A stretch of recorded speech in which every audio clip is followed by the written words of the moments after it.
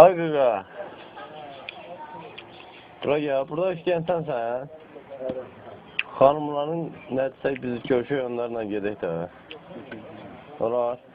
Gəlsinlər. Qəzi borcu nəticə verək, görüşük gedək. Yerinə ver.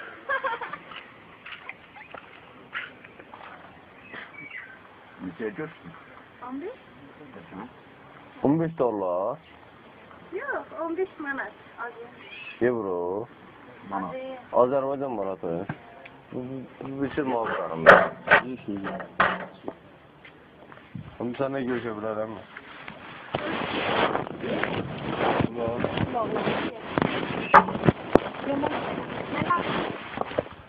Sen lazım olmasan burada işim oturmasa. Ay, şanlılar. Selekle kendini.